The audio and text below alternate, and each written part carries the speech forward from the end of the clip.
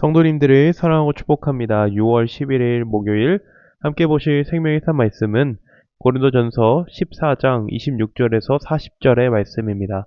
하나님의 말씀 읽도록 하겠습니다. 그런즉 형제들아 어찌할까 너희가 모일 때에 각각 찬송시도 있으며 가르치는 말씀도 있으며 계시도 있으며 방언도 있으며 통역함도 있나니 모든 것을 덕을 세우기 위하여 하라. 만일 누가 방언으로 말하거든 두 사람이나 많아야 세 사람이 차례를 따라 하고 한 사람이 통역할 것이요. 만일 통역하는 자가 없으면 교회에서는 잠잠하고 자기와 하나님께 말할 것이요. 예언하는 자는 둘이나 셋이나 말하고 다른 이들은 분별할 것이요. 만일 곁에 앉아 있는 다른 이에게 계시가 있으면 먼저 하던 자는 잠잠할지니라. 너희는 다 모든 사람으로 배우게 하고 모든 사람으로 권면받게 하기 위하여 하나씩 하나씩 예언할 수 있느니라. 예언하는 자들의 영은 예언하는 자 예언하는 자들에게 제재를 받나니 하나님은 무질서의 하나님이 아니시요 오직 화평의 하나님이시니라. 모든 성도가 교회에서 함과 같이 여자는 교회에서 잠잠하라. 그들에게는 말하는 것을 허락함이 없나니 율법에 이른 것 같이 오직 복종할 것이요. 만일 무엇을 배우려거든 집에서 자기 남편에게 물을지니 여자가 교회에서 말하는 것은 부끄러운 것이라.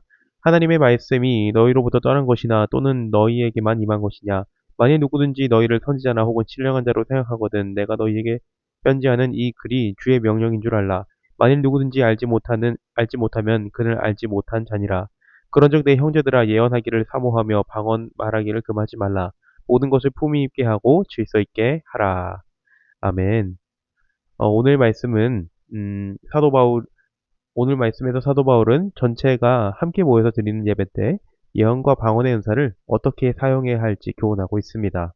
많은 것을 교훈하고 있지만 이를 한마디로 정리하자면 참여한 예배자 모두가 유익이 되는 예배가 되도록 은사를 사용할 때도 때로는 스스로 절제하기도 해야 합니다. 이는 앞서 몇 주 전 담임 목사님께서 주일에 고린도전서 말씀을 통해서 자유사용 원칙이라는 부제목으로 나눈 말씀과 일맥상통합니다. 우리 모두에게 자유가 있지만 모든 사람의 덕이 되게 하기 위하여 스스로 제한하는 것처럼 우리의 은사이지만 모든 사람의 덕이 되기 위한 방법을 사도 바울은 제시하고 있는 것이죠.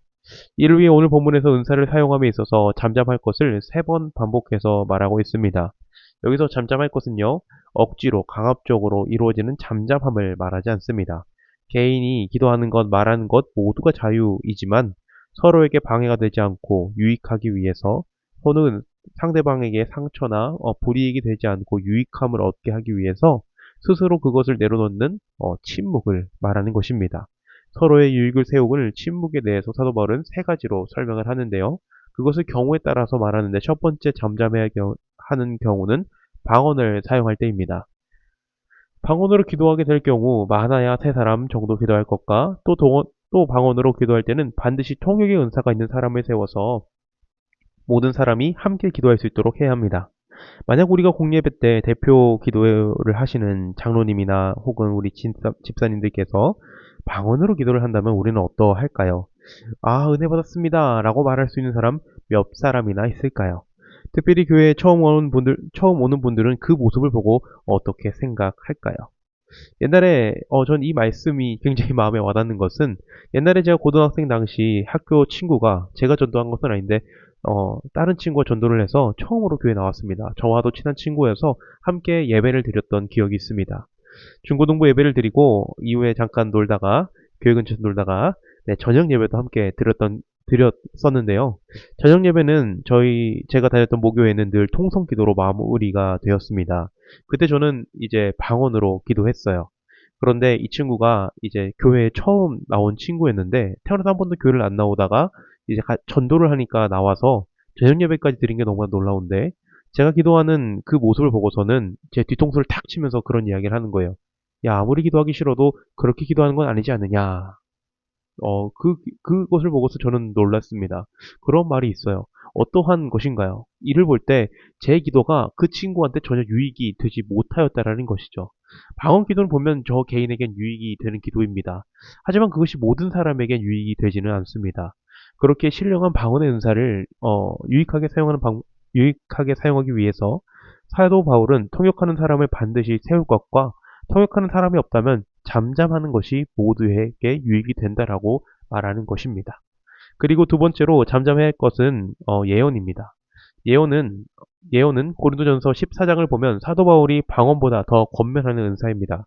그러나 사도 바울이 권하는 예언도 잠잠할 것을 말합니다. 예언을 할 때도 두 사람이 함께 할 것을 말하는데요. 우리는 이를 교차 검증이라고 말을 하죠. 예언이라고 말하지만 개인의 의견이 될 수 있으므로 교차 검증을 통해 정말 성령께서 하시는 말씀인지 검증할 것과 더 확실한 검증으로 계시 하나님의 말씀에 맞지 않다라면 잠잠해야 한다라고 말하는 것입니다. 예언의 은사는 분명히 사도 바울도 권면하는 귀중한 은사이지만 모든 은사는 절대로 하나님의 말씀과 뜻 아래에 있어야 함을 말합니다. 여기서 아래는 절대로 높고 낮음을 말하는 것이 아닙니다. 하나님의 뜻 아래에서 행해져야 하는 규율과 규칙을 말하는 것이죠. 성령님의 말씀이지만 하나님의 말씀을 벗어납니다. 같은 하나님인데, 같은 삼위일체의 하나님인데 그것을 벗어난다? 성령님께서는 그렇게 역사하지 않습니다. 그것은 예언이 아니라는 것이죠. 한 개인의 의견이 됩니다. 우리의 신앙의 최고 권위는 무엇입니까? 하나님의 말씀입니다. 개인의 의견이 아닙니다. 우리는 언제나 이미 계시되고 완성된 하나님의 말씀 아래에서 신앙생활 해야 합니다. 하나님의 말씀을 벗어나는 것은 절대로 하나님의 뜻이 아니라는 것이죠. 그러므로 예언하는 사람도 하나님의 말씀 앞에서 잠잠하는 것이 모든 사람의 유익이 되는 것입니다. 그리고 세 번째, 마지막으로 잠잠할 것은 성경의 표현 그대로를 제가 말하자면 여자는 교회에서 잠잠할 것을 말합니다. 그런데 이 말은 사도 바울의 앞선 논지와 고린도전서 앞선 말씀과도 상반되는 말입니다. 사도 바울은 남녀 불평등 사회 속에서 남녀 평등을 외치며 그들도 하나님의 자녀로서 하나님 앞에 모두가 나올 수 있다고 자유의 상태를 말했습니다. 하지만 여기서는 잠잠해라 말합니다. 하지만 여기도 잠잠할 것도 맨 처음에 말한 것처럼 모든 이들의 덕을 위해서 스스로의 자유를 제한하는 침묵을 말합니다. 그런데 여기서 여자라고 말하는 것은 실제로 고린도 교회에서 몇몇의 특권 의식을 가진 여성들에 해당하는 이야기이기도 합니다. 그들은 자신들만 예언할 수 있다고 생각하는 이들이었고 이들의 말로 인해서 예배는 흐트러지게 되었고 방해를 받게 되었습니다.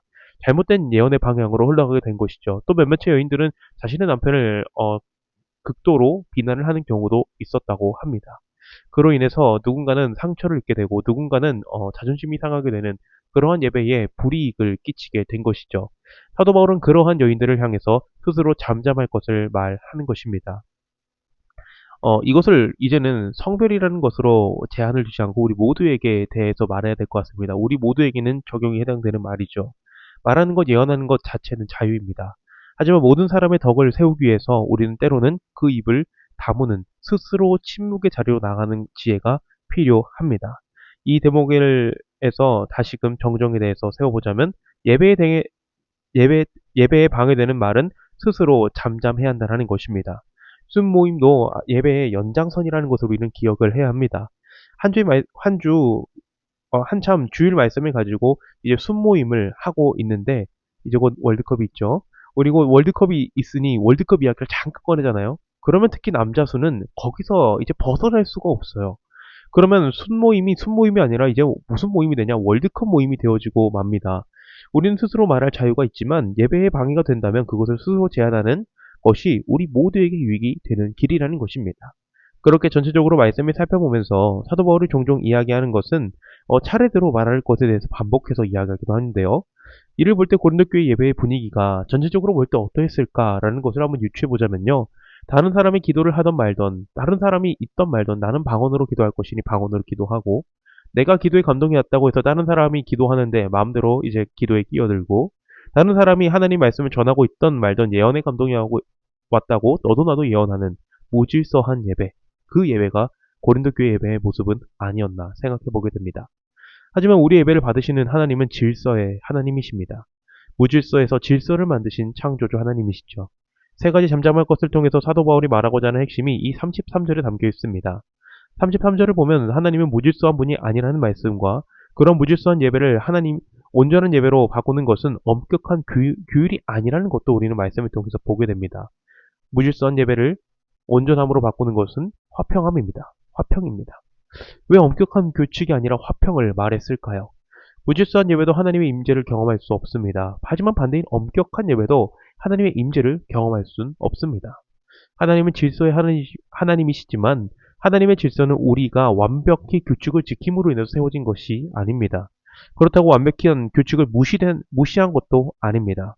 하나님 앞에 나아가는 완벽한 율법이 존재합니다. 하지만 우리가 화평을 이루게 된 것은 은혜와 복음이지 우리가 엄격한 규칙을 완벽하게 성취함이 아닙니다. 그리스도께서 대신 성취함으로 이루게 되었습니다. 그리스도께서 세우신 평화의 복음 아래에서 우리의 예배도 이루어지며 모든 예배의 유익함이 이루어질 수 있다는 것이죠. 이것은 결국 사도 바울이 사랑장이라고 불리는 고린도전서 13장의 사랑의 원리를 따라가게 되는 것입니다. 그 사랑 덕분에 우리는 화평을 이룰 수 있었고 그 사랑의 은사를 사용할 때 모든 것이 덕으로 세워지는 예배가 될 수 있다라고 말하는 것입니다. 바라기는 우리의 모든 예배가 나만의 덕이 되는 예배와 모임이 아닌 우리 모든 성도님들의 덕이 되는 예배 순모임 되기를 간절히 소망합니다. 기도하겠습니다. 은혜로우신 아버지 하나님 그 은혜를 감사합니다. 오늘도 이렇게 주님의 말씀으로 하루를 시작하게 하시니 너무나도 감사합니다. 하나님 우리가 나의 개인의 덕만을 추구하는 것이 아니라 그 사랑의 원리대로 정말 모든 이들의 덕을 세우는 우리의 모임, 우리의 예배, 우리의 순모임 될 수 있도록 주님 복의 복을 허락하여 주시옵소서. 감사를 드리며 우리 주 예수님의 이름으로 기도합니다. 아멘.